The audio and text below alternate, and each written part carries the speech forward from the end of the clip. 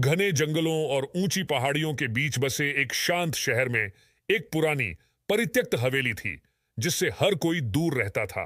किंवदंती है कि हवेली में एमिली नाम की एक युवा लड़की का भूत रहता था जो कई साल पहले रहस्यमय तरीके से गायब हो गई थी। एक उदास शाम साहसी बच्चों के एक समूह ने डरावनी हवेली का पता लगाने का फैसला किया। उनके नाम टिम्मी, जेनी और एलेक्स थे।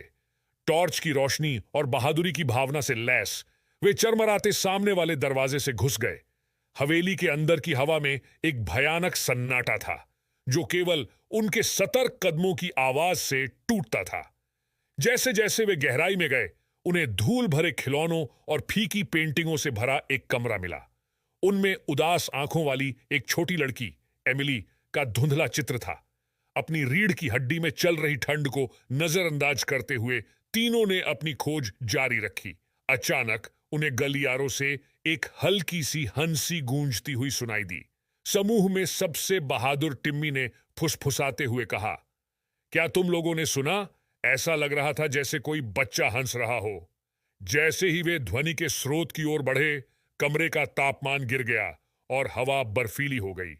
जैसे ही वे एक पुरानी घिसी पिटी रॉकिंग कुर्सी वाले कमरे में पहुंचे, बच्चों की सांसें बर्फीले बादलों का रूप ले रही थीं। समय के साथ कमरा जम गया और रॉकिंग कुर्सी अपने आप हिलने लगी। आगे और पीछे हंसी तेज हो गई, कमरे में गूंजने लगी। बच्चों को अपने आसपास किसी अदृश्य शक्ति की उपस्थिति महसूस हुई। अचानक तापमान बढ़ गया और हंसी फुसफुसाहट में बदल गई। मेरी मदद करो, आवाज ने विनती की। यह एमिली की आवाज थी। बच्चे डर के मारे जमे हुए थे, हिलने डुलने में असमर्थ थे। कमरे में अंधेरा छा गया और परछाइयां दीवारों पर नाचने लगीं।